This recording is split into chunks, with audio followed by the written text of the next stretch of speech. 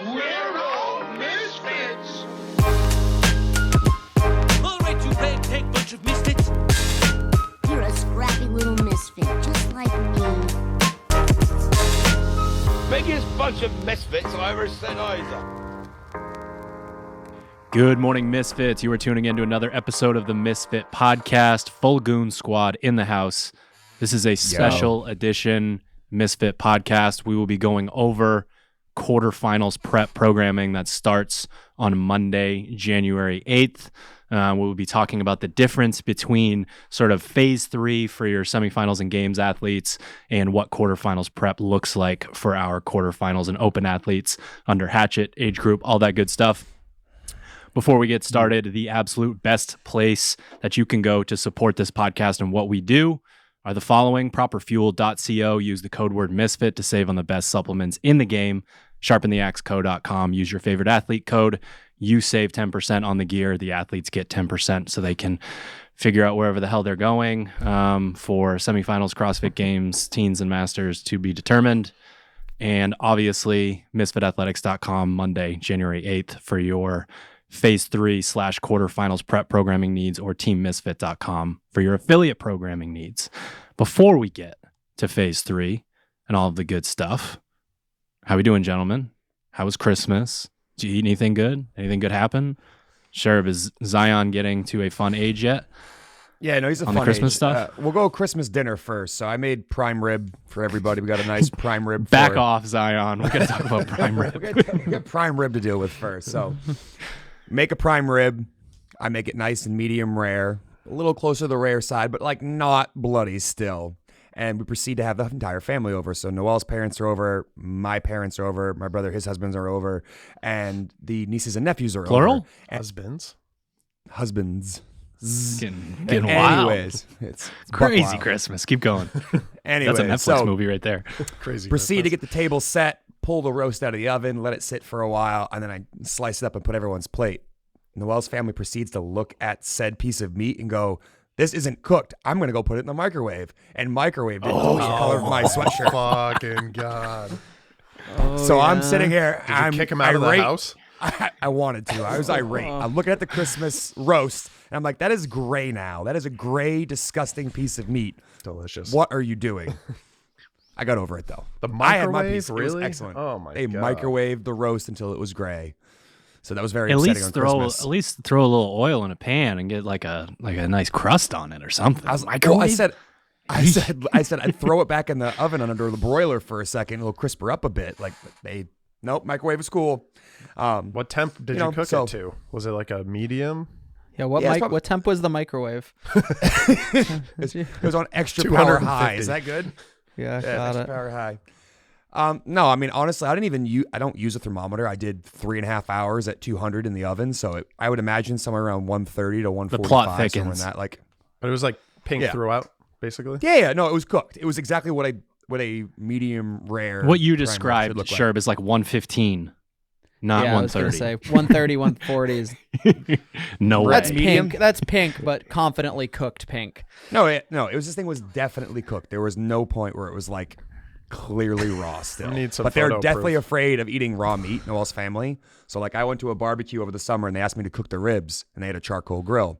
So I'm like, all right, I will cook these. Everybody in her family hovered around me and told me the entire time that the food was not cooked. I was like, get away from me. You asked me to do this. Go away. And I guess they're worried about getting like food poisoning or whatever. But anyways, the prime rib was excellent. I proceeded to eat the end, which was probably close to a 2-pound piece the following day by myself while everyone took a nap in the house. So that was really nice. That was you my only microwave meal it on for Christmas. 2 pounds? was that. Yeah. I mean, it was a 9-pound roast and I probably ate a quarter of it. So somewhere around 2 pounds. I love that. Someone was like, hey, where's the end piece? I want that. I go, you can't have it. That's mine. God. That is my piece. Well, they probably of the wanted it because the fucking middle was mooing still. It won't Wait, so ruin- you just you don't have a meter or like a do you thermometer check It's- after it comes out at least, or you just fucking raw dog that thing straight from start to finish? I ain't no bitch. I just cooking with fucking his eat heart. it. God damn. Yeah, if you're gonna spend that Good much for money ya. on a piece of meat, you Yeah, should I'm get gonna a make sure that thermometer. bitch is fucking. Yeah, We do My mom has always done this. Like the technique is basically we put the prime rib in. It was like an 8-pound roast. Prime rib in at 500 for 30 minutes, and then shut the oven off and leave it. Yep. And I didn't really know that was a thing, but that's how we've historically. Yeah, shut the oven off. Don't. I've heard open of the that, oven, but then you go down to like 250 or 300. I've never heard of the oven off. Yeah, you kill it completely, and it took like probably like 3 hours total, maybe 3 or 4 hours, something like that. It's the same Came way out my dad probably a cooks little it. bit. Joke's on you. You could have had sherbs in like 2 hours.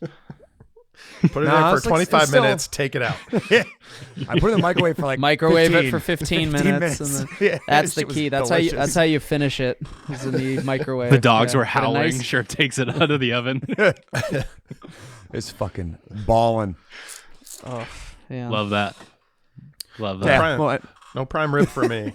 Prime rib's too expensive. I got a big hunk of chuck roast, and I turned it into a beef stew for my dad and my sister last night for our like Christmas celebration or whatever. My plan was to do a pot roast, but pot roast takes like 4 or 5 hours, and I was working on like a 2.5 hour timeline, so there was no way to rush it. But That kind of surprises me, Ted. I feel like you'd go like prime rib. Hannaford, my mom says she always gets it at Hannaford on sale. It's like less than $10 a pound. really, that's super cheap. Yeah. And it That's comes super out, cheap it's for prime very rib. good quality meat. I don't know where you guys get yours, but Bone in or no, Sure. Hunter? yeah, they string it, they cut the bone off, but like leave it attached and kind of string the bone onto it. But like when you pull it out, like the bone Right, is but is the already weight- off.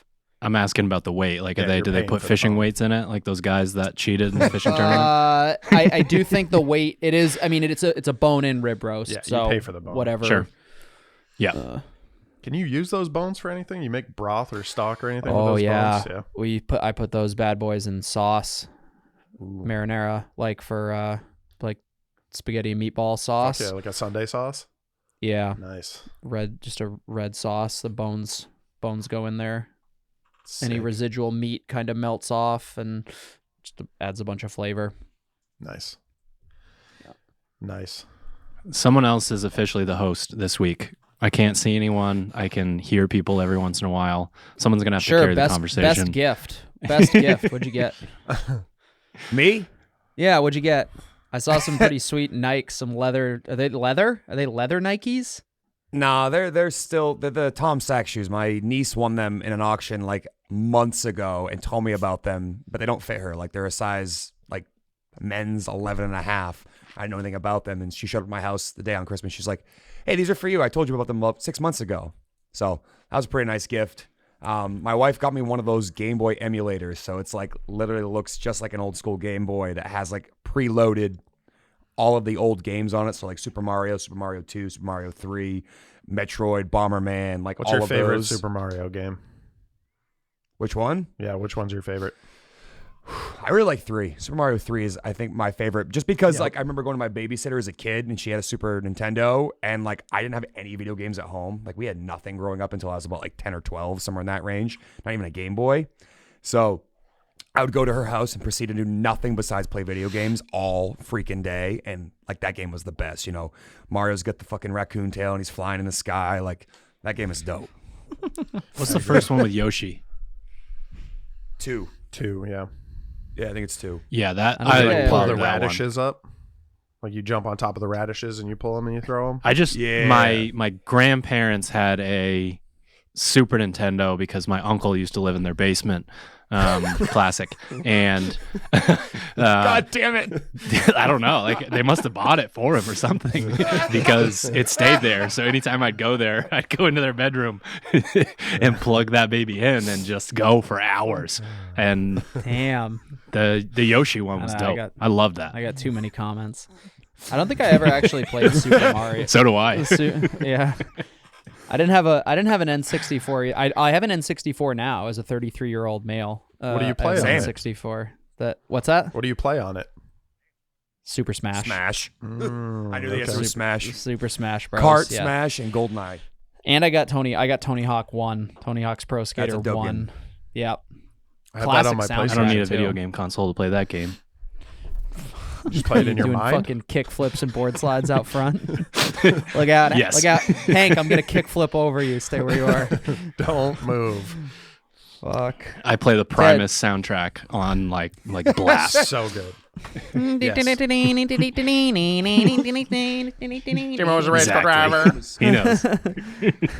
Game is so fun. Jared was a race car driver. Ted, what'd you get? Or give? Got or give? I asked my classes what was the best gift you gave or received this holiday season. I got a lot of like cooking shit. I got a couple of cookbooks. One of them is called Off Duty. It's this book by this guy whose son got in like some horrific car accident and was paralyzed from the chest down. So he started a like foundation for spinal research or something like that. But the book's concept is he interviewed, it's like 60 different pretty famous chefs about their off-duty recipes. So like what they would cook at home when they're off duty for like themselves or their family. I haven't dug into it yet, but it's an interesting concept, and there's some fucking heavy hitter chefs in there. Yeah, that's sweet. Yeah. I always wonder that what chefs make at home. We have Grilled cheese. There's one or two that like coach or work at the work coach who train at the gym who are like who work at restaurants, local restaurants, members, and they're typically the ones who have like the worst diet, and like a chef's lifestyle is pretty fucking gnarly, but like, well, yeah, I mean, if you cook for work, the last thing you want to do when you get home is cook more. But yeah, that makes sense. Yeah, no, it's a cool concept. Drew, what'd you get or give? Let's see. I would say, so probably the like most entertaining thing, the funniest thing was, I think Sherb's going to be the only one that knows what this is, but Sherb, you know the brand Kith, right? Yeah. Sure do. So Maya Mike Tyson's got kiss?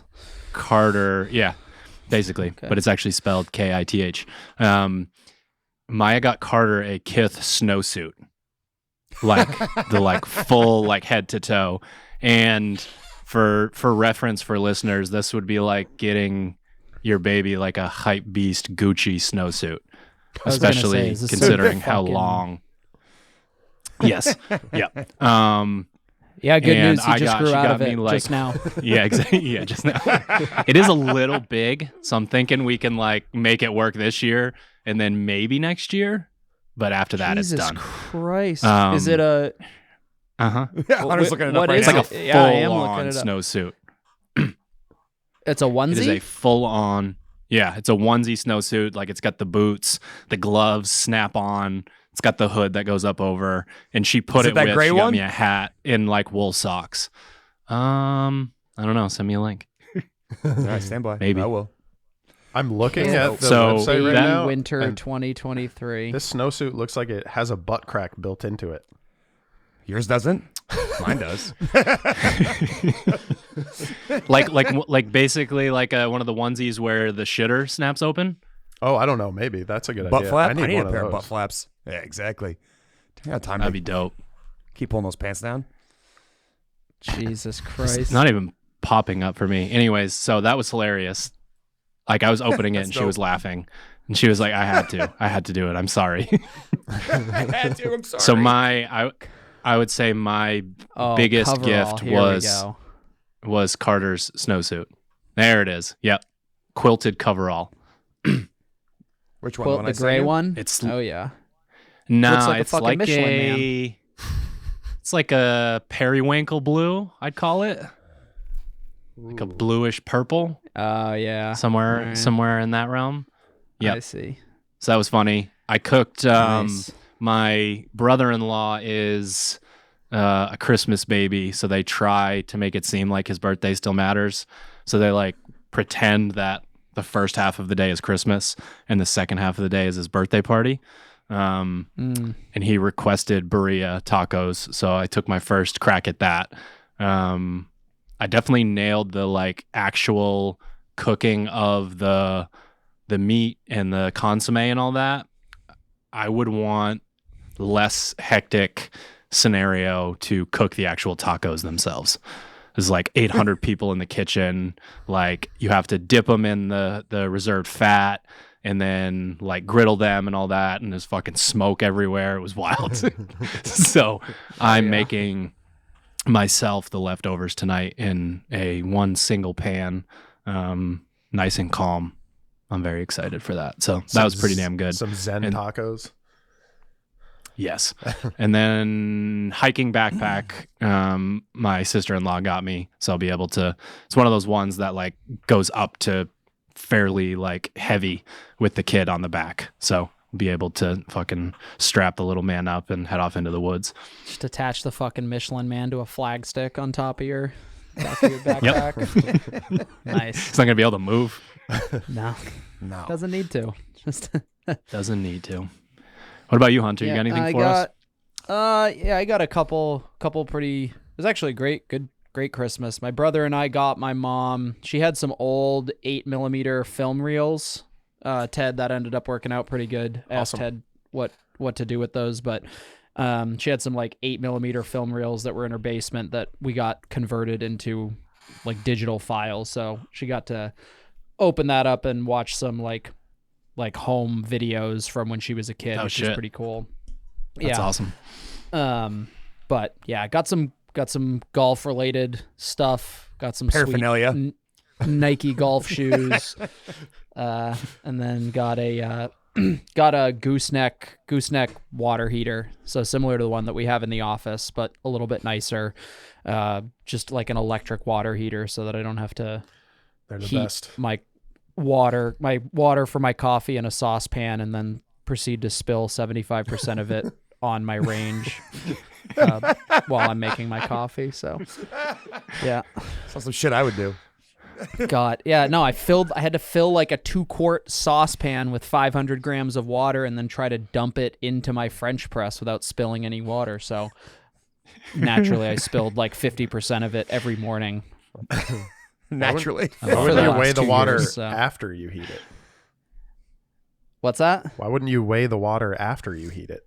Like heat it up first and then weigh it on the scale as you pour it into the French press. I still need to pour said boiling water from the saucepan into something that contains coffee grounds. So, but yeah, upgraded to the old digital. What is the translation for Darwin Awards where you don't maybe like maim yourself, but maybe need a little bit of help in figuring out how to make like a funnel or just sort of basic. Where I overcome the Sherb Award? Serious life obstacles. Yeah.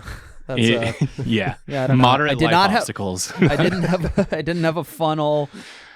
Yeah, listen, I try to dirty as few dishes as possible. Like it worked fine, not Just great. microwave that water. I could, yeah, maybe I should. I try to see how much I can fuck up the kitchen. Oh, I hate it. As yeah. much the as possible. Kitchen's already fucked. Yeah.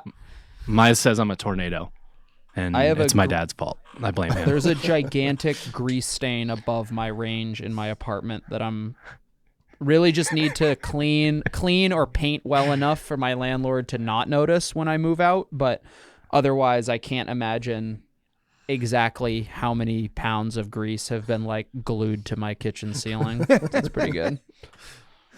That's nice.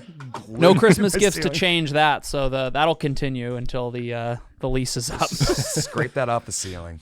Dude, I've tried to Very nice. scrape grease off of like cabinets. It is a fucking goat rodeo. It's a disaster. It's a disaster. Need some fucking Goo Gone industrial strength grease remover from like Tire Warehouse to remove that grease. Tire Warehouse. Hey, you guys got any grease? I don't know if they remover? sell I need to- Goo Gone Need there. to clean my kitchen ceiling. They might. You know.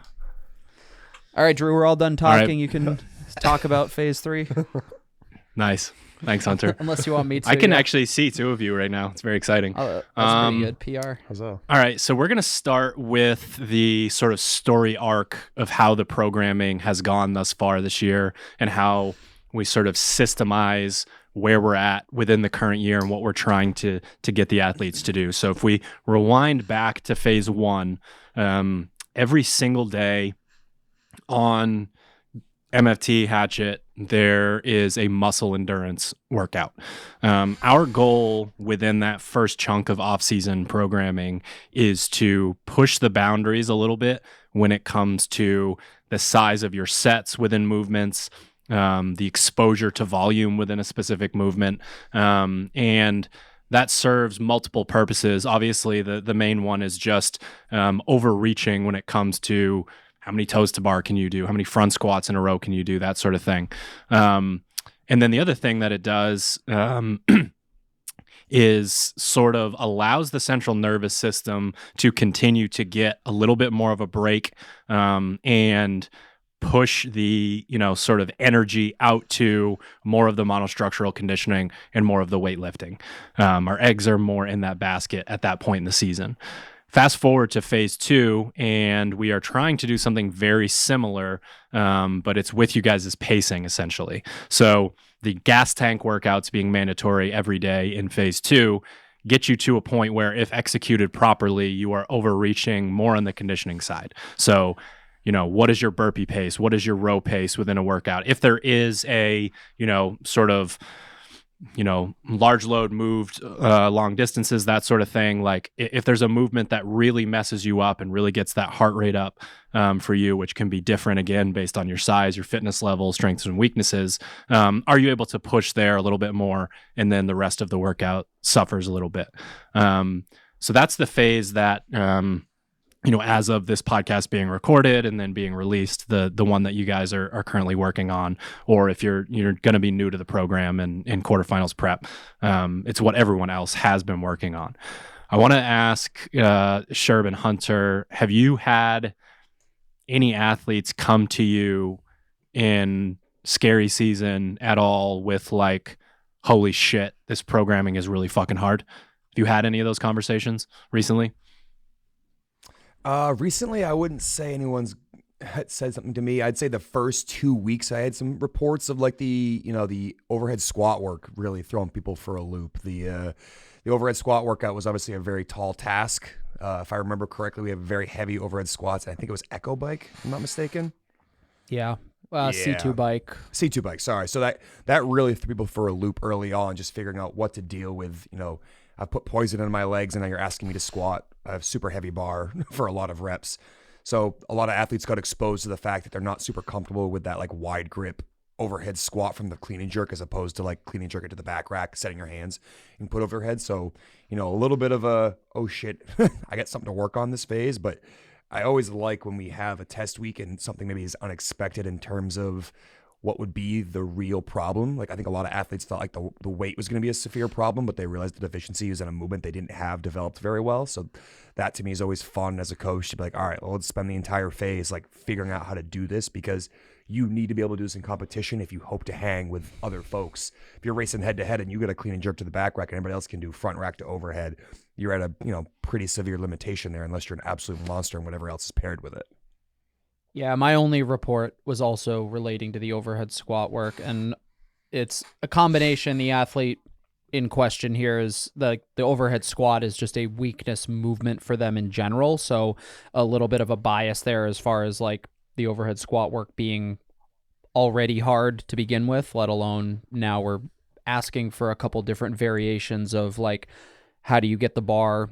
Are you more comfortable getting it from the ground to overhead with like a clean and jerk back rack thing? Or is it he actually feels less comfortable taking it out of the rack than he does, like he'd rather, if he has to overhead squat, would rather take it from the floor than out of a rack, which is I imagine a pretty unique thing to just that specific athlete for whatever reason. But I think it's just that, not to make the podcast just about the overhead squat work, but it's one of those movements that it's a regular visitor in the open and quarterfinals. We've seen it both in high volume, low weight. And we've also seen like a 1 rep max test.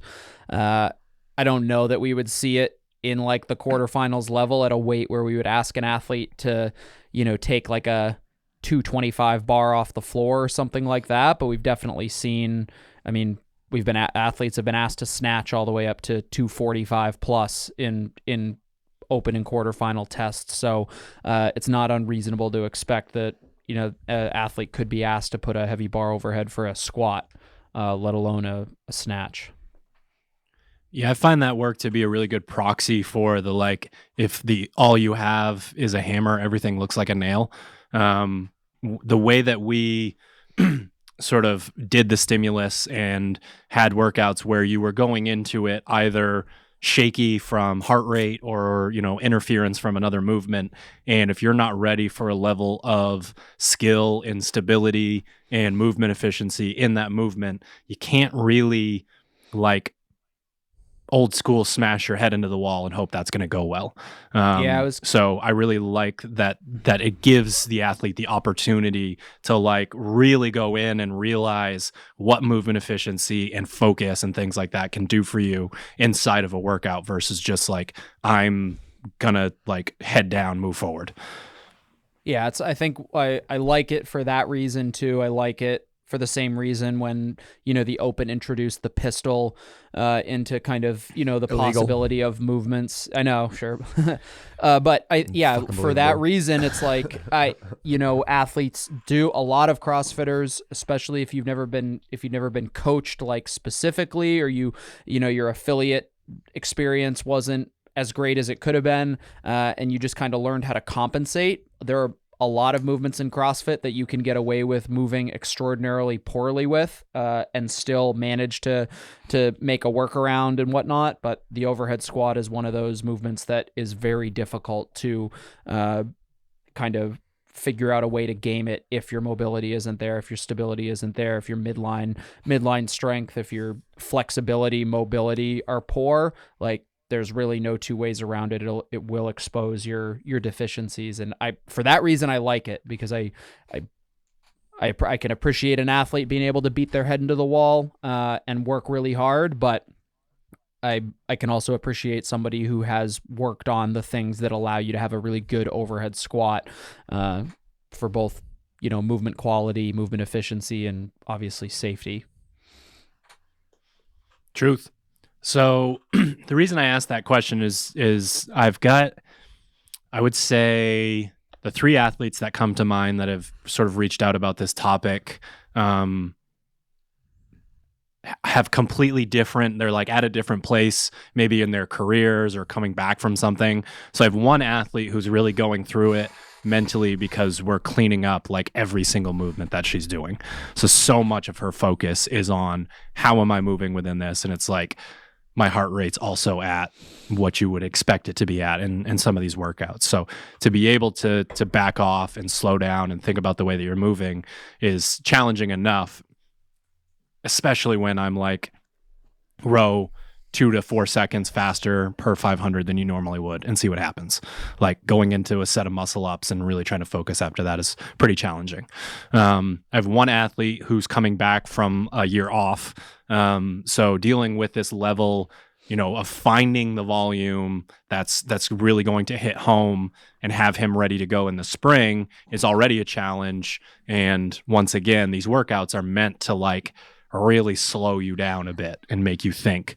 And then the third athlete is, a games team athlete, and they kind of test the same things over and over and over on the team side. Like, if you're not really good at running and biking, as an example, you don't stand a chance. Like, those two things are non-negotiables. So back-to-back phases of digging into that stuff, and again asking, like, hey, we're going into this workout and it's echo bike and then 2 other things that you would normally smash. You would back off on the bike and then go crush those things and win the workout. Not this time of year. You're going to crush the bike and then see what happens on those other movements. So I've had these conversations, and it's so important to tell people, we talk about it on the micro level a lot, but on the macro level of, this is meant to be very challenging. Like, more challenging than the sport version itself. And if you accept that and know that, and we are looking for these hiccups, and we are trying to, like, peek under the rock and see what's under there, then I think you can mentally make your way through it a little bit easier, like you do when you, say, have the rowing cube test coming up in phase 3, test week, starting January 8th at misfitathletics.com. If you accept what it is prior to doing it, you're not going to be shocked when you are in serious discomfort. And I say all of that to segue us into, we call it taking the saddle off of the Bronco.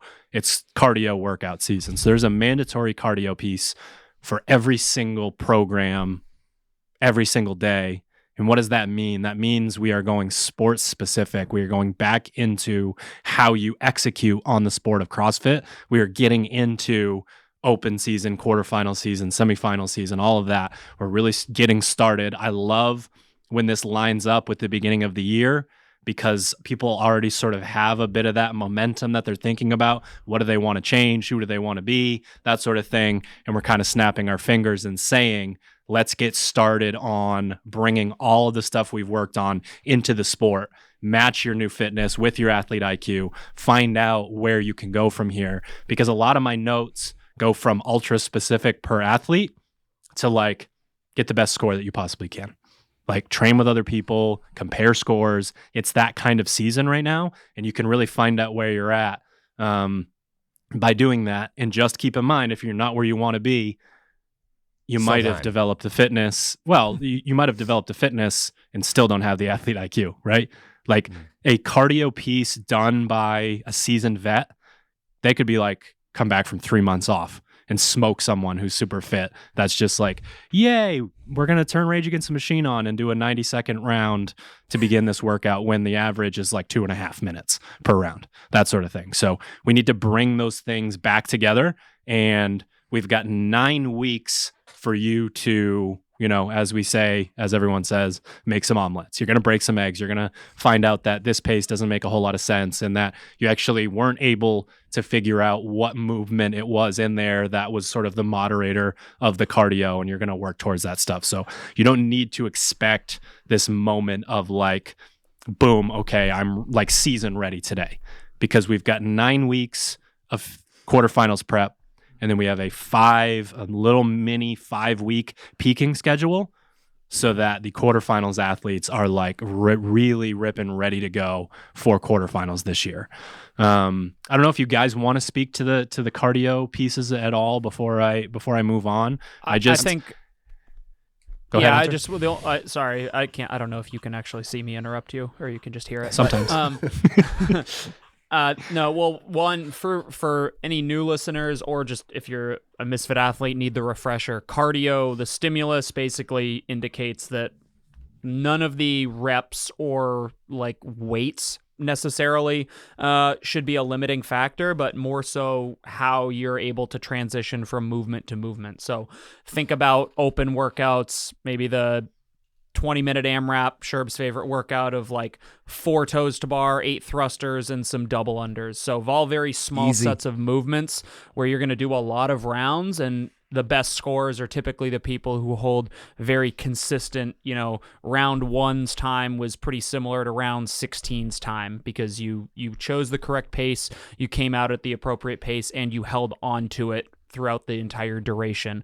That doesn't necessarily mean that the movements are always going to be unbroken or fast or anything like that, but the general vibe is that there's a very high level of consistency from beginning to end of the workout. So if we've overreached on the kind of muscle overload component in the previous phase, where we're saying, hey, I want you to get stopped because I just asked for a set of 30 chest to bar pull-ups that you will almost certainly not do unbroken, or maybe even, you might need multiple sets to get through that.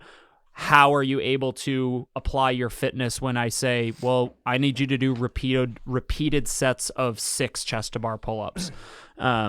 What does your capacity look like? And like Drew kind of alluded to, what is your athlete IQ when it comes to a workout where you could do 20 rounds and you could do the first round in 45 seconds, but it turns out a 1 minute and 15-second round average was the best way to go about getting the best score possible. So that's kind of what we're after with the cardio stimulus phase. And the reason for that is simple. That's typically how the best scores are achieved, is how well you can either game the workout to turn it into something that you're not going to accidentally overreach on. If an open workout starts with 30 chest to bar pull-ups and you do 30 unbroken reps, odds See are ya.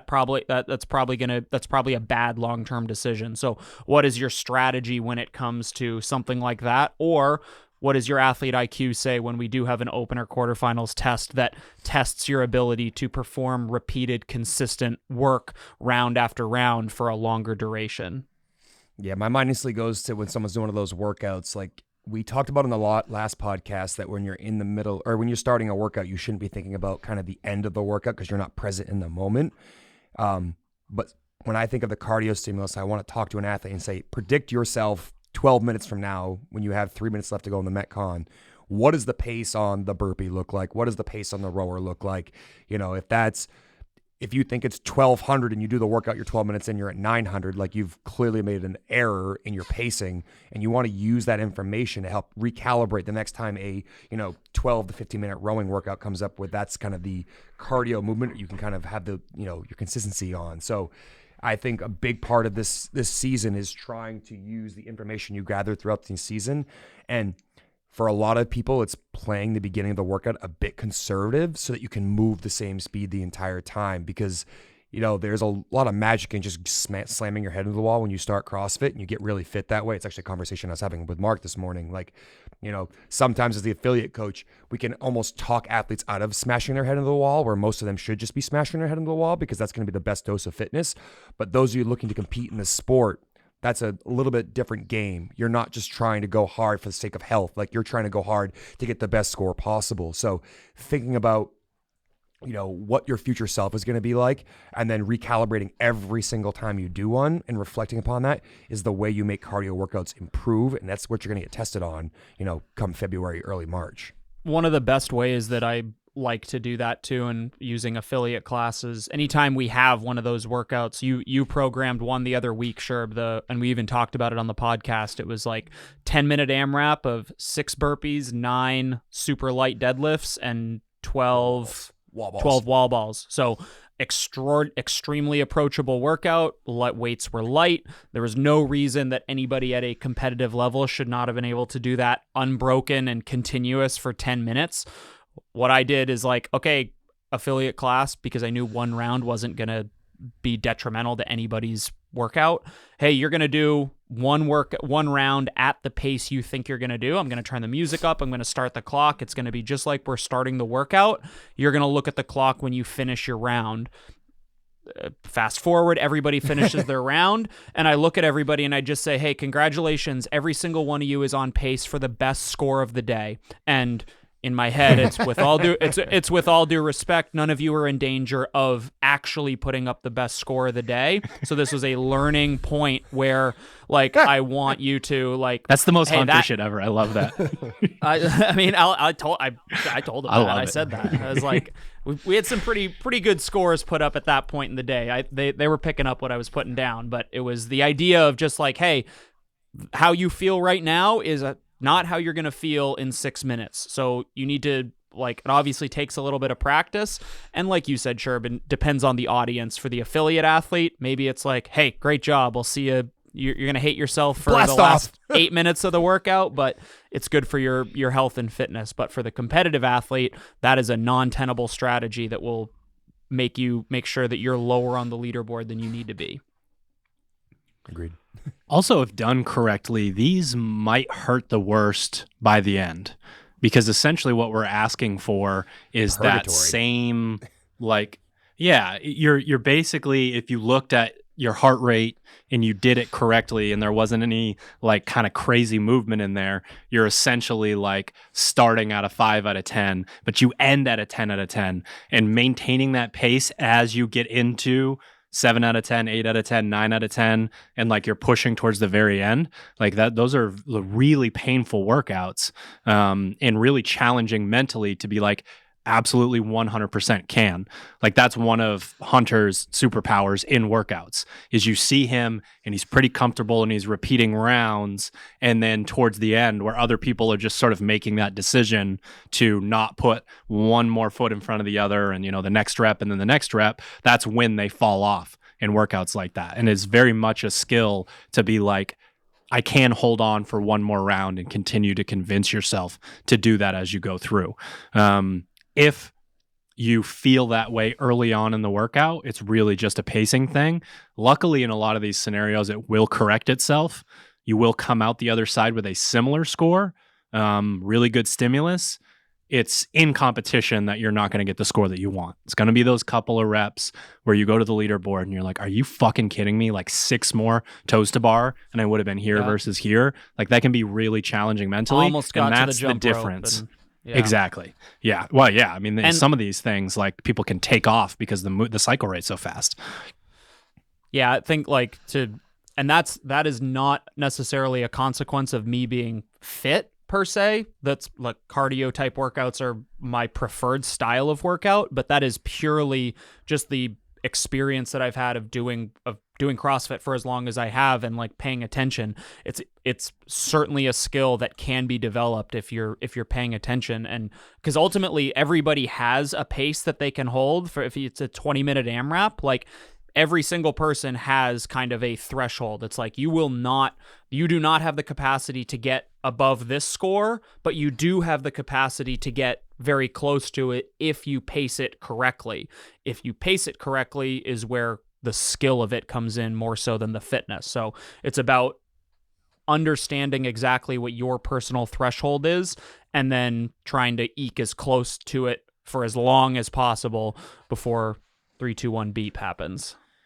Is there any narrative prior to a workout like that, especially if it's long? Because I'm thinking some of the old school 20-minute AMRAP type workouts where minutes 17 to 20 are something special. They really are. Like you have to ask something of yourself. And of course, like you do have the skill hunter of like flirting the line of threshold. But is there any dialogue in your head prior to the workout or during, or is it the opposite? This is just like shut the shit off and just keep moving. There's a lot of just like you can't if again one of those workouts where it's like I did 5 rounds in 2 minutes and it's a 20-minute AMRAP and you're just like oh god fucking damn, like those suck, those are terrible. You don't have the for me, like something that I'll tell athletes and a cardio stimulus especially, if you get to the halfway point and you're already in trouble, like you're in trouble. I guess if you're already really hurting before like the halfway point of that workout, you're probably in trouble. It's typically like, again, think about a 20-minute AMRAP, like first 10 minutes should not necessarily, like at about the 10-minute mark, you're like, all right, I'm in this, like I can keep doing what I'm doing. But if you're starting to feel really bad before the halfway point of the workout, you've probably overextended yourself too early, or you need to, and maybe pull back a little bit. It's not a whole lot of science to that. It's just through observation, and it seems to be pretty accurate. Depends on the easy way to relate context the for feeling. other styles of workout. Yeah, but it's an easy way. Like the halfway point, if you feel really, really bad, you paced really, really bad. Conversely, if you're 15 minutes into the 20-minute workout and you're still really comfortable, you know that like, okay, we either need to pick it up for the last 5 minutes, or I have the information that says my pace could have just been a little bit faster. And it might be as simple as, I need to perform a 1 minute and 5 seconds per round compared to 1 minute and 10 seconds. And a lot of ways it does come down to that. And I think maybe the one other answer to your question is like Drew, if you have a workout that is continuous repeated rounds that should be about a similar duration, like do the math. Like I said, do a practice round, see how long it takes.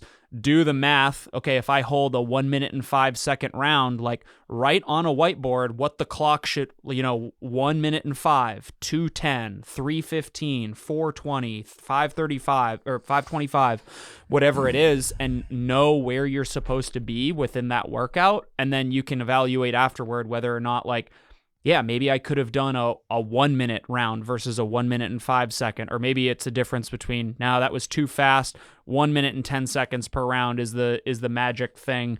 And maybe there is a little bit of legwork. Like I said, you write it on a whiteboard. You got to look up at the clock to know where you're at, but that's part of the game, is the athlete IQ component to it, and being able to, be present, be aware of where you're at, how you're feeling. And that's how you get those. That's how you get the scores in those kind of workouts. Yeah, the best athletes are going to be able to execute 9 times out of 10 on these. The one that gets them every once in a while is that quick glance of the workout. and they don't do, like, let's say it's an AMRAP and they don't do the math on the volume. That would be the other athlete IQ exercise is like, I can do this round in this long, but that's 800 toes to bar. I'm obviously slightly joking, but like I can't do 800 toes to bar in 24 congratulations. minutes. Your Like, pace just made exactly. you do this many reps this fast, and you are now the fittest human on earth. Yeah. The Every Open has once the in a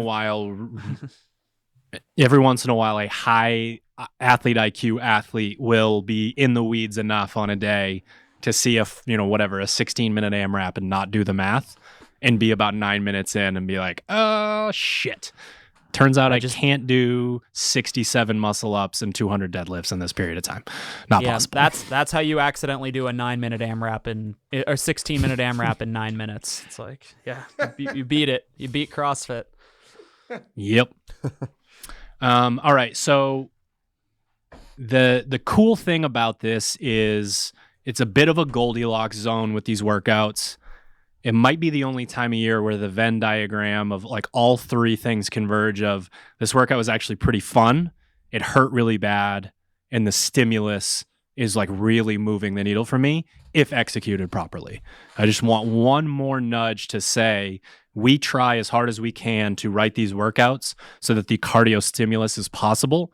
But if you are not taking that note as a change from the muscle endurance and the gas stimulus and whatnot, for yourself to say, I'm going to try to have even pacing and even rounds and find where I can slow up or speed down so that my transitions stay good, that sort of thing. Really important to remember that going into this because it is a pretty stark difference from what a lot of you have been tackling. Next thing I want to talk about is just the main differences between our MFT program, which is for semifinals and CrossFit Games athletes, and our Hatchet program, which is quarterfinals prep. Probably the like absolute biggest difference that's super quick to explain. MFT athletes will be doing the back squat volume phase. We find that doing that phase right up against jumping back into peaking the clean and jerk and the snatch really moves the needle on those. We're obviously going to continue to clean, continue to put the barbell overhead, continue to snatch and power snatch and all that good stuff. But we find that really getting an athlete's legs underneath them prior to semifinals prep is super helpful. The quarterfinals prep crew is going to be peaking their snatch. So we're taking the most technical lift. We got your legs under you. We've been working on the skill of the snatch. Now we're going to be doing the snatch twice a week. We're gonna go through sort of a standard peaking phase, and then we'll jump into sneak preview for that. 5 weeks there, but there will be a bias to the clean and jerk while we're still going to be snatching. The other main difference is within these workouts, within the cardio pieces, there are some movement swaps. Because the list of movements that you're going to be asked to do in the open and quarterfinals isn't as long as you think. So we go through and we make sure that within these cardio pieces, that double unders and rowing and toes to bar and thrusters and these movements that keep coming back up over and over are in there. Obviously, that does multiple things for you. It's a lot easier to have a higher athlete IQ with those movements in different combinations if you're doing them a bit more often. And then also the athlete IQ of like, how does it work within this specific stimulus? Because in the open and quarterfinals, for the most part, the fittest people will be able to turn the workouts into cardio pieces. There's a few outliers, not a ton. But at the end of the day, when you watch the open announcement and it's the best of the best and it seems like it might be a gas workout or a muscle endurance workout for you, they almost always sort of athlete IQ their way through it with their fitness and really crush it. So we are making sure that while the MFT workout and the Hatchet workout might be the same time duration, might be very similar in stimulus, there are quite a few workouts where it's like, okay, this is now wall balls or double unders or burpees or these movements that keep coming back up. Aside from that, A lot of the stuff that we're about to talk about is very similar between the two, and it's really just about what are the weights, what are the reps, what is the volume that we're looking at there. So you're still going to be able to go into Discord and compare scores across MFT and Hatchet in a lot of instances, but we really just make sure that this time of year, the closer you are to what we would call your quote-unquote Super Bowl, I know we have a lot of people overseas. What would it be, Hunter? Do you know? Your Champions Cup? The Super Bowl equivalent? The World Cup. Fuck. What do they call it in cricket? Annual? I don't know. Annual What's large soccer game. Your Grand Prix. If it's your annual large soccer game. Cricket World Cup. Yeah, Champions League. I feel like there are too many leagues. So many soccer Too many leagues. It's UEFA very true. Cup, Champions League. It all funnels somewhere, but no one knows what it is. I think. I don't except for know the who's half on the people listening. top. And like half the people play on multiple leagues and different teams. It's true. Depends on whether one's an international or one's like a club match. It's a weird game. All right, let's get into what is very similar across the programs. We do something that is called In-Wad Weightlifting. We choose one lift or one style of lift every phase, and we put it into the workouts. Earlier in the year, it's going to be percentage-based. This time of year, we're going to give you the specific weights because, unfortunately, you don't get to use percentages in the open or quarterfinals. Dave And Castro this will one, accept my request one day for that. I send him a letter once a year. It's like Santa Claus. Santa? Dear I would Dave. say out of all of the shit we've done in the last, I don't even know how long it's been now, 12 years, 14 years, something like that. The touch and go In-Wad lifting last year was easily the most like the crossover of it being diabolical and people being like, this was amazing. It worked so well. We got a really good feedback on this. So Hunter was given that information, and he can tell you whether that was just an ego boost and he copied and pasted from last year, or if he felt more diabolical and decided to up it. But basically, you are going to be working on alternating weeks of touch and go clean and jerks and touch and go power snatch in a sort of weightlifting style progression as we go through. But Hunter can tell you a little bit more about it. I opted for equally as diabolical, but in a different. Yeah, I opted to copy and paste. So Copy and paste. that takes care of that segment of the podcast. We'll see you next week. No. So the difference between last year and this year, I think, is that did we have the cardio stimulus focus last year, or is this the first full year we've implemented the like muscle overload, gas? I boxed you in cardio? more than I did last year. I boxed Yes, you in you much did. more this year than I did last Yeah. year. Intentionally, So with pretty much all of the touch and go clean and jerk work also being a cardio stimulus, so that limits a little bit. Anybody who's ever done more than like, I don't know, 2 touch and go clean and jerks knows that it's a super gassy sort of like kick in the chest sort of feeling when you put that barbell down. So there's definitely a bit of towing the line between kind of a gas stimulus and a cardio one. But what that meant is that the weights on average are a little bit lighter than last year. So they don't get quite as heavy.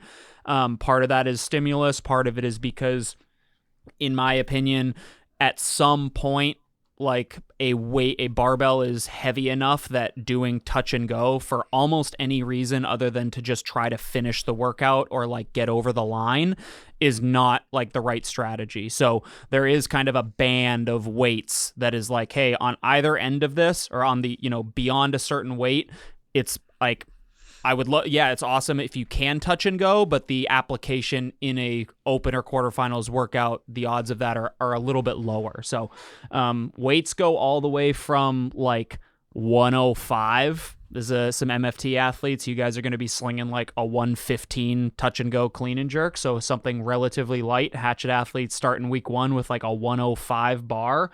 But that progressively, basically the reps go down and the weight goes up as we go. So I'm excited for the touch and go work. I'm curious to know if the progression works just as well this year as it seems to have last year. And we do have a similar final burpee clean and jerk workout that I think some people will remember the EMOM format of, and that was that has been enhanced, if you will, this year. I like it. I think so- one important note on the clean and jerk work is let's say if we just for argument's sake had the band of some athletes will stop clean and jerk doing touch and go clean and jerks at 135 and some will stop at 165. Yeah. We blast you with reps below that range and then we make you go above that range as well to make the lower weights now easier, essentially. Like, I think that's really important because some people will be like, why are you asking me to do 185 for touch and go? I wouldn't do that. And it's like, because when you have to do 155 for touch and go to save your season or to, crush the end of a workout at quarterfinals, semifinals, whatever it is, you're going to be able to do that because of the like motor recruitment patterns, because of the confidence, because of the athlete IQ. All of this stuff will converge and come back together and allow you to overreach in a moment where you need to. And if that's going to be the case, we can't just stop where you're comfortable. We have to keep going beyond that. It's not the pop copy reason. Go on. Because fuck you, fuck you. That's why. Fuck you. That's why. Shit. There's a little bit of Should've got that. that There, there are definitely a couple workouts that are because fuck you. That's why. The last, the week 9 touch and go clean and jerk progression that is quote cardio.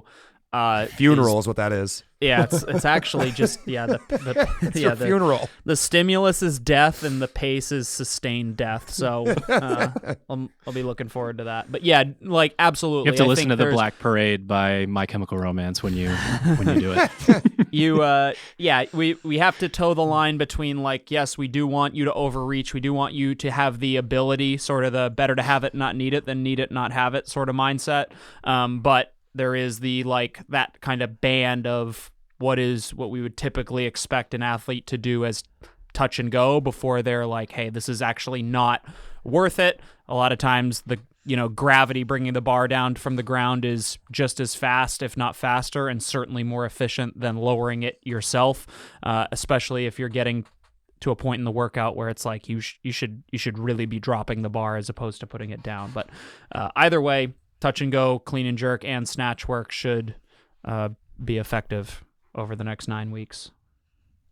That's another way to explain MFT athletes being in quote unquote phase 3 versus quarterfinals prep is when we know we have more time, we really lean into how we can elicit a stimulus versus the sport specific movement. And we had an athlete ask recently, we had something like, let's say it was 3x10 touch and go work. They're just like, should I work up to a weight that like I would never do within a workout that's going to absolutely bury me? And I'm like, think about your 10 rep max touch and go clean and jerk and what that would do to you metabolically. Jesus Christ, PVC pipe. Yeah. No, thank you. No, thank you. But like seriously, sure, if you went out there and did like, 185 to 205, somewhere in that range, you did 10 touch and go fast, power clean to push jerk. Exactly. But like at a point in the season, if I can, get in there and like hack your fucking DNA and like make your blood boil, that's what I'm after.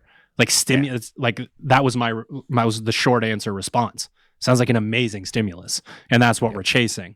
So we've been doing that all year with all programs. And now just depending on what your goals are, it splits off to like, we're gonna get this stimulus versus we're gonna get this stimulus and it needs to have much more sport specific movements.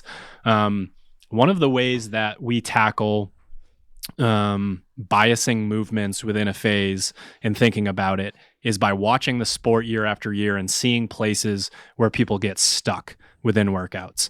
And we refer to that as murderer's row every year, and the list changes every year. It's, the 8 to 12 movements that community wide we see someone really get stuck on. And it's not, I don't know how you guys would explain it, but for me, it's like, it doesn't seem like fitness. It doesn't seem like strength. Sometimes it is skill, but it's just this exposure to a movement over a long enough time horizon. Yeah. To get someone to a point where they can do it. And desensitization is probably the best way to describe it, Drew. You desensitize yourself to the movement so that you don't care that you're doing said movement, because a lot of these movements are things that aren't necessarily everyone's favorite movement. It's not a snatch. It's not a muscle up. It's the fucking nitty gritty ones that make you fit, that do have a small skill component and have a big part about about getting better at them is just doing them. You have to do them often enough to get desensitized so you can just keep doing them.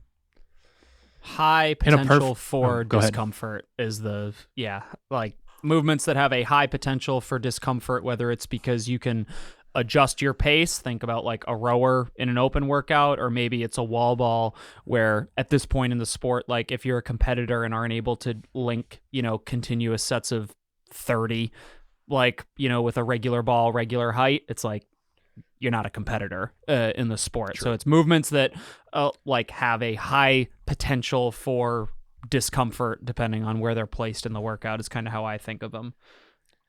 And in a perfect world, we would be able to take the more obscure movements and the ones that slow you down like way too much and put all of them at the beginning of the year and transition more to the like common ones like a thruster, that sort of thing.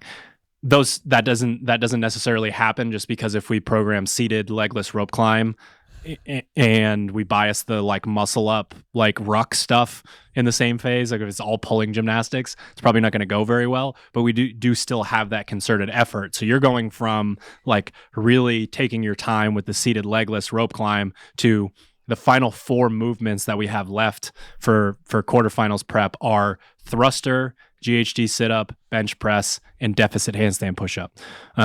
Those movements are ones where we still see a significant number of people who seem to have the requisite fitness outside of these movements to put themselves in a really good spot and really just sort of get stopped dead in their tracks. Like everyone has had one of those workouts with the GHD sit-up where you're holding onto the post and you're like, my body just can't really do these anymore. And luckily for us, that's like not that hard to fix. It takes some time for sure. You have to have patience with that, but we have to give you a level of exposure to these movements that gets you from point A to point B over the course of 9 weeks. So again, thruster, GHD, bench, and deficit handstand push-up. Basically, the deficit goes from, Sherb, is MFT 6 and 4? Yes, I believe so. Let me double check. Yep. MFT is 6/4 inches. Hatchet is 4/2, and the age group athletes will not be having a deficit. We are basically just trying to control the amount of handstand push-ups and the range of motion on the age group side to keep everyone's shoulders healthy going into the season. But basically, if you're new to the program, very simple style of how we do this, but absurdly effective. Week 1, we test. Week 9, we retest. In between, you will have 4 weeks of more skill-based movement, especially if it's the GHD and the deficit handstand push-ups.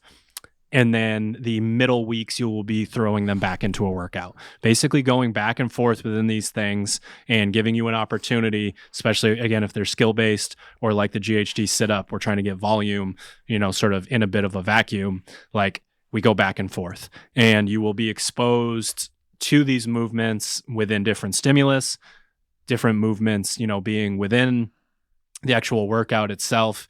And if you stick to the progression and you really think about the way that you're moving, you'll be able to see a significant difference. Like when I look at those 2 tests and I think about the ability to bias those things and then come out the other side, you can make a massive difference, which is obviously great for your fitness going into the season, but also really good for your confidence as well. I mean, you're describing basically why I did the skill progression for the deficit handstand push-ups the way that I did. So when you get into the phase, you'll notice that the skill weeks where you're doing the deficit handstand push-ups as the skill piece, that you have really small sets, and it feels like, all right, if I'm a skill, I want to develop this in like big quantities. Well, one of the things Hunter said earlier about the cardio stimulus is it doesn't always mean unbroken reps and movements. The idea is you can move at the same speed, and one of the limiting factors for a lot of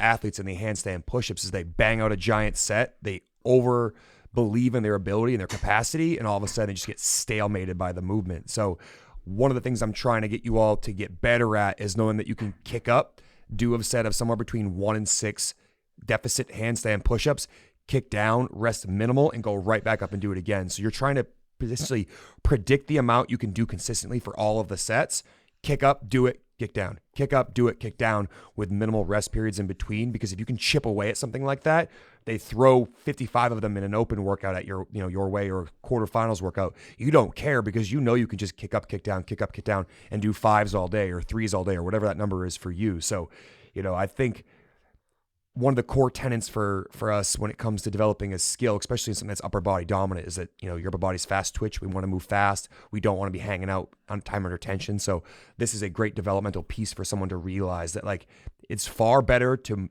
get the best overall score in the competitive season than it is to be like, guess what I fucking did at the beginning of that workout? 21 unbroken handstand push-ups, bitch. And then you're like the last place person.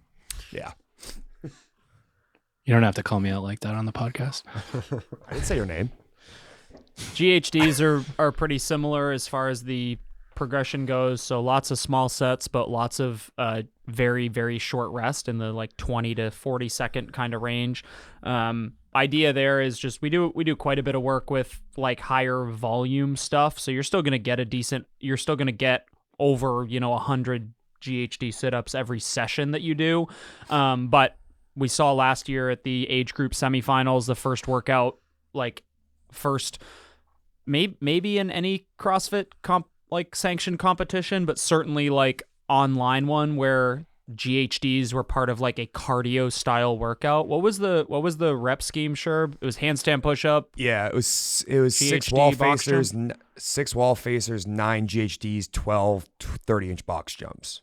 Yeah, so very, cardio stimulus, high cycle rate, get in the GHD, do your work, get out of the GHD, keep doing your work elsewhere. So similar kind of idea. The test itself, the sets of GHD sit-ups are relatively small. For MFT, it's sets of 12. For Hatchet, it's sets of 9, I believe. Yep, 9 for Hatchet, and then 9 for age group as well. So for those guys, identical number of reps, but just getting comfortable with the idea of moving in and out of the apparatus quickly, and then also just understanding how it impacts other movements too. In a vacuum, it seems like it's a core movement, but everybody learned year one of quarterfinals that it turns out you use your quads, your rec fem, your hip flexors quite a bit in pistols and rope climbing, and you didn't know that until Dave Castro took them away from you. So looking forward to seeing watching people kind of dangle was so funny. Where are my legs? It's like, lift your knees to the rope. It's like, I can't lift my knees to the rope. My knees don't lift anymore. Just going to die. So be curious to see how the thruster GHD combo works out. But I think it'll be a good test and a good progression for GHDs to get everybody comfortable with that style of GHD sit-up while still getting a decent bit of volume. Have you guys done all of the cube tests? Have you guys done them on every machine? Yes. Which ones have you done, Hunter? Just the rower. So you can't answer the question. I cannot. I have done the ski test, the aerobic what ski is test. the worst cube test? Row. Perfect. Done. Weird. Yeah. So we've got cats out of the bag. row. That was a quick segment there. Well, it's weird because they're the day that you do each of them, you could explain why the one that you just did is worse than the other. The C2 bike is so unique in the leg death. Like 16. Honestly, it sets in like 2 minutes in, and then you have 14 more minutes of doing that. The ski for me is the one where I'm essentially measuring effort. I don't get the feeling that I can't, like, I know a lot of people get like triceps or like hip flexors, that sort of thing. I just think those are probably my like more dominant muscle groups. So I really feel like the ski erg for me is like an effort based thing. Like, what am I bringing to this myself? And then the rower is kind of a cross between those two things.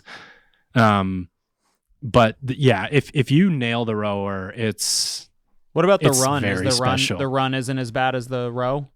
The run is uncomfortable. I mean, I haven't done the outdoor run, to be fair. I've only done the indoor run on the air runner. And That can't be. It's bad.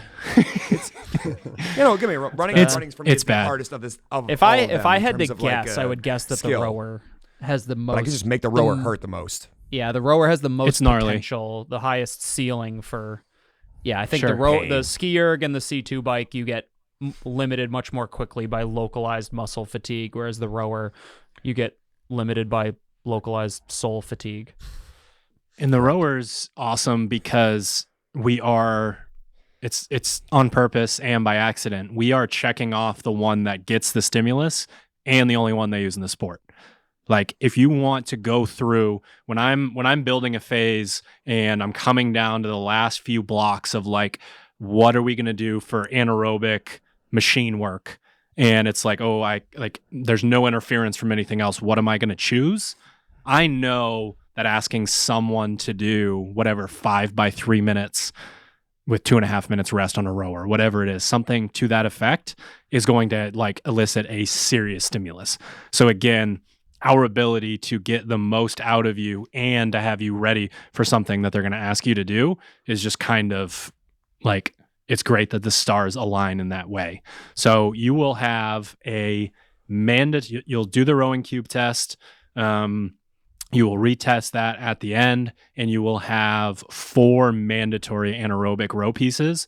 For those of you that are still struggling with the longer stuff, there are, on those in-between weeks, there are 3 aerobic non-mandatory pieces. And there's definitely a theme here. I'm going to skip ahead on my list because basically, if you know that this question is on the test, and it might be on there multiple times, and you're like, well, that's non-mandatory, I'm not going to do that. And then where it says ski or row in your zone 2 work, you're like, sounds good, ski, that's what MFT is doing. And then you don't qualify because you didn't, once again, this year, get yourself to that place on the rower. It's kind of sad, right? So you have the opportunity, every single person's going to do 6 really gnarly row only workouts within this phase. But you have the opportunity to add zone 2 work in once or twice a week for 9 weeks. That's 9 to 18 sessions, and then 3 more aerobic pieces sprinkled throughout. So it's like, we're giving you as many opportunities as we can to make this change. You're going to have roughly, once this starts, about 14 weeks to make that change. And I really think that if you can get yourself to buy in, and again, on not just day to day, but on the macro level, like, I don't know how many things I just added together, but it's a lot. It could be upwards of 20 or 30 rowing sessions in 14 weeks. That's going to be really uncomfortable.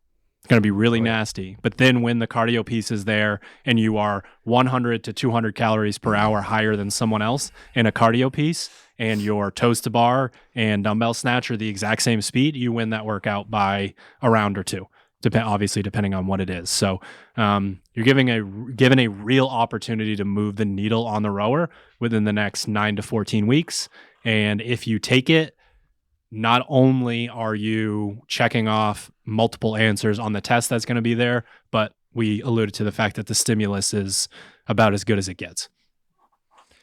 Yeah, I just think about the rower, Drew, and it's just like there isn't a single machine that develops fitness the way that does. I mean, the C2 bike is great for developing that, like, you know, the ability to sustain long outputs and will help, you know, improve your ability to do well in aerobic pieces. But like, the rower is unique in the fact that you can use it for those long, slow pieces and get a really terrible stimulus. You can go those medium duration pieces, get terrible stimulus. And obviously short is very miserable on a rower. But like, the sport is going to test you on that machine solely. And even if let's just say you choose not to do 300 cals an hour faster in your cardio piece, but the rowing doesn't do as nearly the same damage to you that it used to. Like, think about what your transition speed looks like. Think about how easier it is to do those sets of 8 toes to bar when you get on and off the rower. Like, there are a lot of like secondary and tertiary benefits to getting really good on the rowing machine that allow you to have a huge advantage over someone else, because we are getting very close to the no transition time season. Like, we want to dial in your fitness so well that you don't even think about transitioning to the next thing. You just do it because it's how you've programmed yourself to move. And there really isn't a better machine than the rower. If you suck on the rower still, you're getting left behind. Drew and I were talking like a little bit about this. We were talking about a different workout for something different. And I like briefly alluded to like, this kind of seems like it could be a little biased toward the larger athlete. And then we kind of got to talking and we're like, that doesn't really exist as much anymore. Like there was a time when it was like, if you're a really big athlete, you do well on the rower, do better on the rower. And there's still some truth to that, obviously, just kind of biomechanically. But the fittest individual in history, Matt Frazier, is like 5'6", 5'7", and was also like one of the best rowers in the sport. Jason Kalipa is like about the same height, and he's wider than he is tall, and was just a cyborg on the rower. And I'd also say it's one of the last movements at the highest level that high level athletes still suck at. It's actually like kind of painful to watch the stream of like Rogue or a semifinal or whatever, and I'm just like, good fucking Lord. What like, is that? My affiliate like athletes would outrow these people from a quality perspective, 10 days out of 10. Learning how to row correctly and then increasing your capacity is just a must. You can't, if you're a small athlete, sorry, don't care. Like, doesn't fucking matter. You get advantages somewhere, big guy gets advantages elsewhere. Like, it's not there. That's not an excuse. Not that we have people like making that excuse. It's more just like, if you want to be a competitive CrossFitter, you have to be good at the row. You have to be good on the rower in all durations at all effort levels. Yeah, I'm going to keep repeating myself over and over, but it's like, if, again, you're coming into this block of time and you know that this is a problem, even just like get rid of, like, don't actually, but for the sake of conversation, get rid of the row cube test and these aerobic pieces. And like, if you did 18 zone 2 sessions in the next 9 weeks on the rower, like, for a lot of people who suck at rowing, I do not have the ability to flush waist, and you're getting waist, like, it's just waist head to toe. Tell you what, it's gonna make the retest of 15, of 19.1, 15 cal row or 19 cal row, 19 wall balls feel a hell of a lot easier when you have to get on there for 1 minute instead of 45. A lot of it does come down to exposure. Yeah, and I'll be MFT athletes. You have the aerobic ski test. What do we start at? 20 calories, gents? 20. Yeah, 20/13, right? I think so. It was 20 or 21. Right. I think it's 20. And you're adding 20/13, add 1 calorie every round, every 2 minutes. Every 2 minutes you're going to add there. This is the original aerobic test that got extrapolated out, or aerobic test that got extrapolated out to the rower in the previous phase, and now it's on the ski. It is in every program, but this time of year, depending on which instructions you're looking at, if you're an open athlete, it's going to be non-mandatory. It's going to be something that you would only choose if you have time to go in and do that. We're much more concerned with you, again, doing the sport right now. So you have the opportunity across all programs, but it is only mandatory for like semifinals and quarterfinals athletes. So when I'm thinking about this phase, if someone's coming to me and being like, what's different here? Why would I follow this phase? Why would I switch to Misfit Athletics? We just covered what everyone is going to be doing. So if you're thinking, okay, if I got to cycle a barbell, if I got to push hard on the rower, if I need to, increase my ability on the handstand push-up, thruster, GHD, any of the things that we just talked about, then this program's for me. I'm going to get a steady dose of these things and be able to really get after it. But what a new listener or follower doesn't realize is that there are non-mandatory pieces that have every other thing that could possibly be your weakness related to the movements that come up in open and quarterfinals. So they're going to be in every workout, like we just talked about, but they're also separated out into lifting sessions and skill sessions, where it's like, actually, for me, it's a bit more of pulling gymnastics. And if you haven't been with us and been through that bias, guess what? You go over to the skill column and you can personalize this. So if you're a quarterfinals athlete, you come in and your quote unquote mandatory work every day is the stuff that we just talked about. But then we have thoughtful progressions and workouts and lifts and, monostructural pieces that you can sprinkle in day to day that personalize this program and make it like, okay, I'm not at the level where I need a remote coach. I don't necessarily need a personalized program right now, but I do need to make sure, like, if I stop doing toes to bar, I really lose it. If I stop working on my bar muscle ups or my ring muscle ups, all of that stuff is in there to the point where, again, you can log into Fitter, see the entire week completely laid out for you and be like, okay, these are the 2 or 3 things I'm going to add in to personalize this program, crush everything else, go into Discord, share your scores with everyone. But this is the time of year where it's just so easy for me to have a conversation with someone, say on Instagram, and tell them exactly why they should be following this program starting now. Because it's, sort of shit or get off the pot season in a way. Like, these things are coming up. We are going to bias them. They are thoughtfully put into workouts where if you can start to strategize properly, you can really move the needle. And like I said, amazing Venn diagram of these are fun, these are awful, and these get me fitter.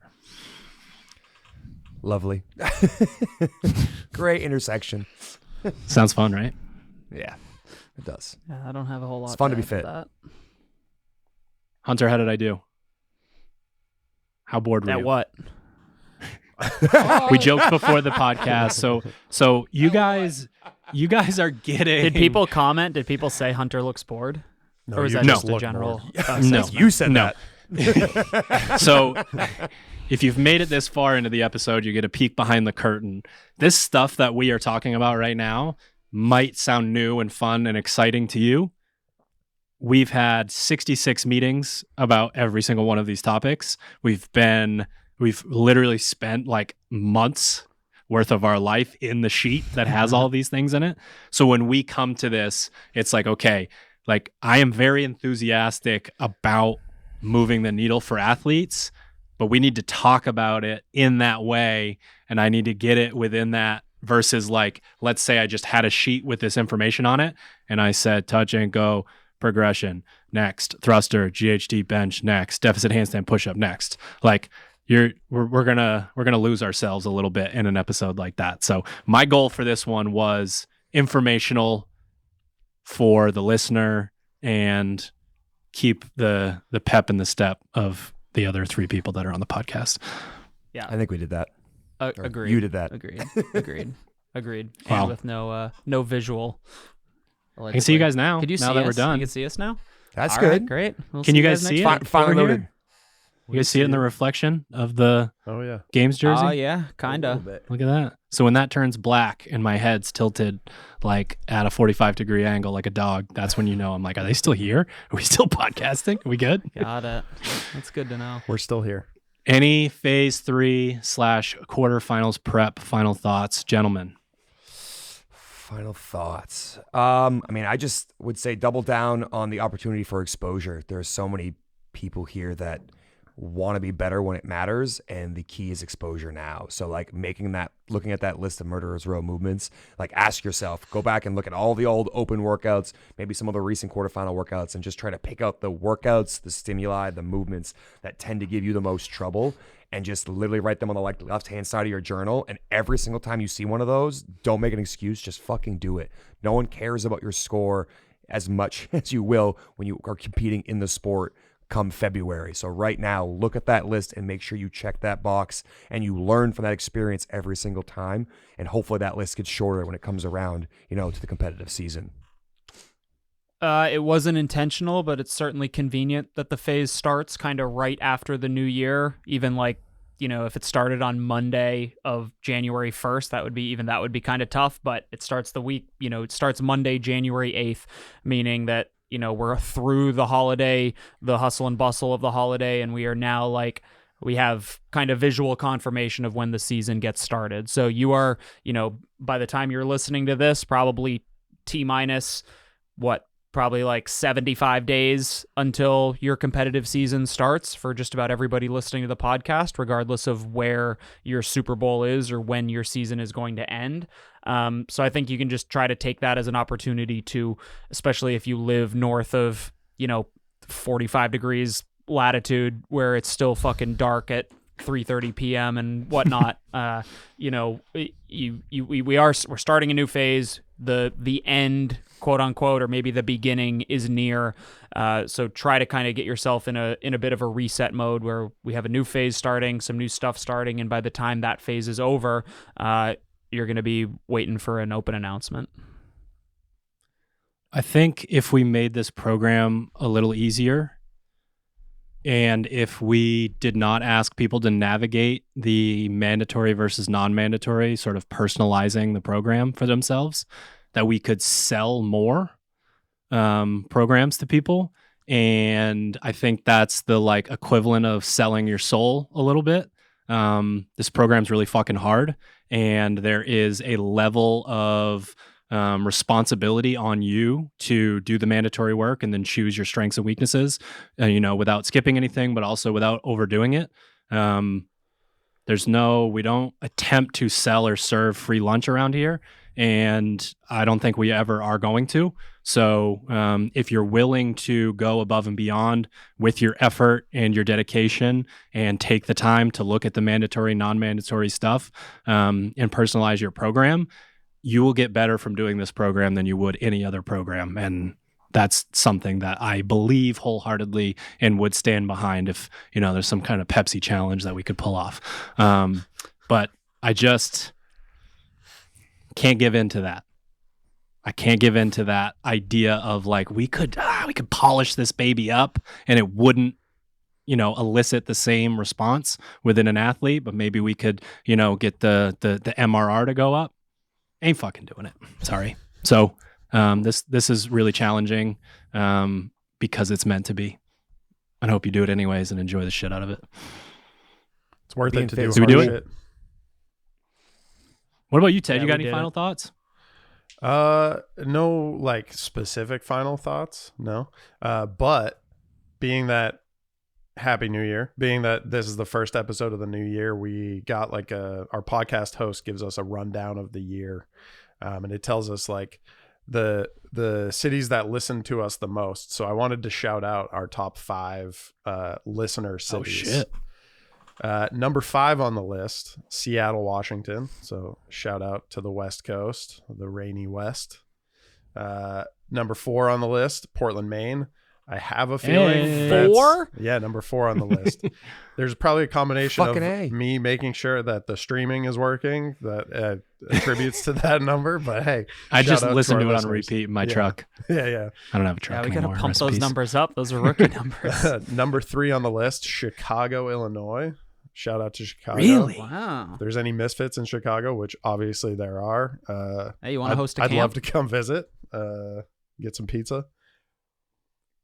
Yeah, tell us who you are. Yeah. I can't normally when you say a city, I'm like, I know this group, I know that group. Right. I don't think I know the Chicago crew. Well, we're gonna have to Hey, meet 'em. Chicago, what up? Yo. Send us a deep dish. Number 2 on the list, international, Sydney, New South Wales. That is Australia.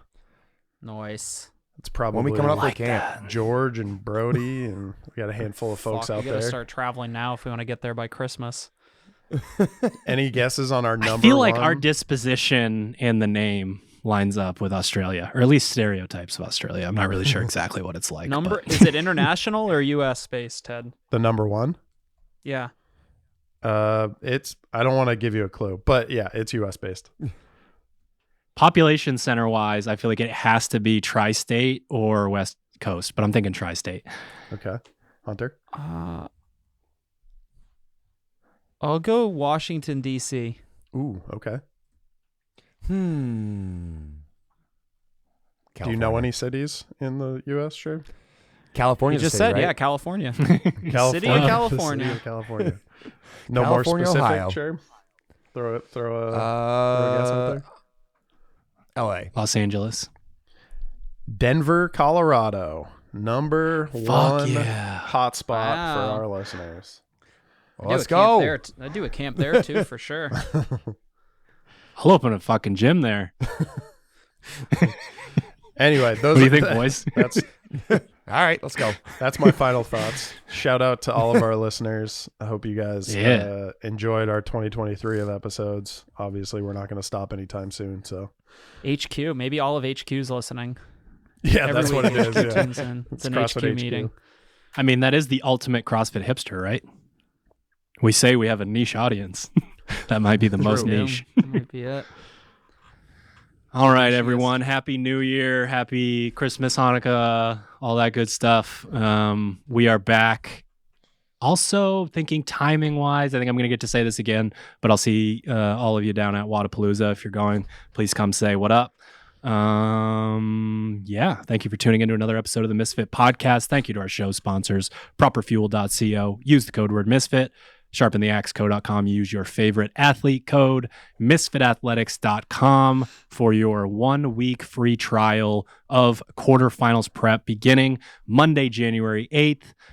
The program that all of us follow here, TeamMisfit.com, for affiliate programming. See you next week.